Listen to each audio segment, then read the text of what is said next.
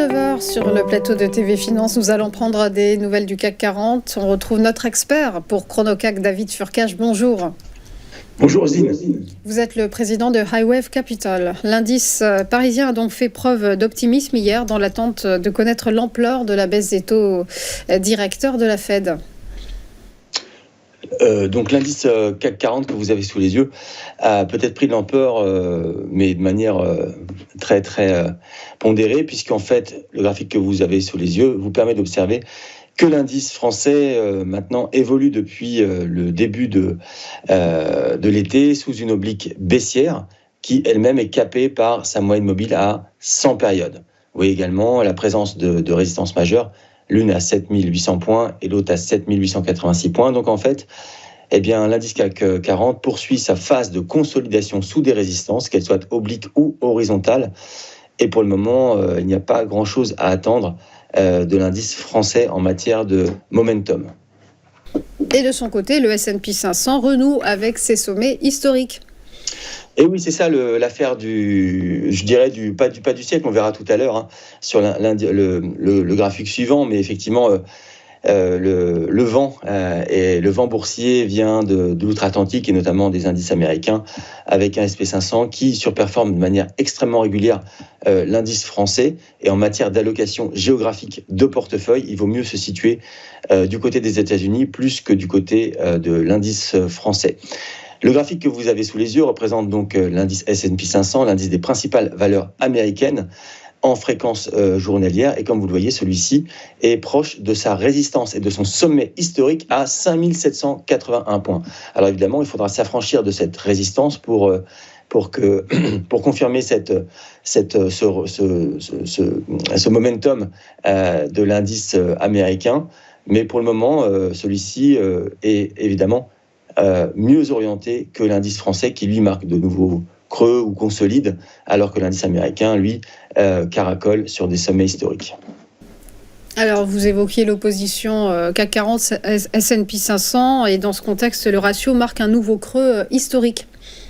Oui, effectivement, le graphique que vous avez sous les yeux représente la force relative de l'indice parisien, ou l'indice français, l'indice CAC 40, et l'indice américain, le SP 500. Alors, comme vous pouvez l'observer, vers la période de mai-juin, il y a eu une forte décrue de ce ratio. Pourquoi ? Vous vous rappelez l'épisode des élections législatives, avec la crainte de certains partis assez extrêmes au pouvoir, aux manettes en France. Et l'indice CAC 40 a alors cédé beaucoup de terrain par rapport à l'indice S&P américain. C'est la forte baisse que vous pouvez observer au cours du mois de mai et de juin.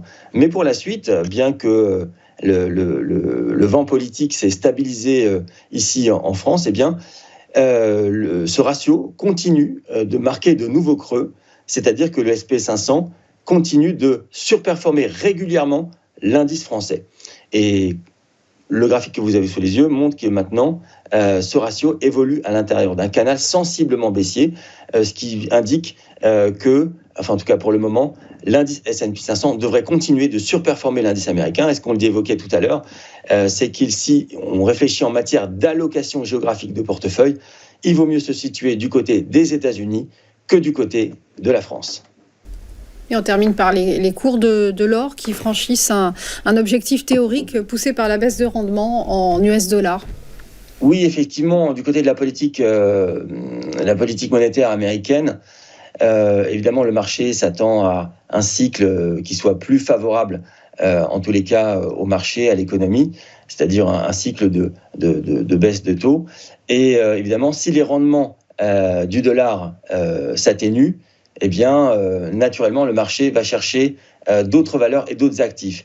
Et d'une certaine manière, on peut penser que l'or en bénéficie, puisque depuis le début de l'année 2024, celui-ci ne cesse de marquer de nouveaux sommets historiques. Il s'était extrait d'un canal qui avait perduré plusieurs années, donc entre 2020 et 2023.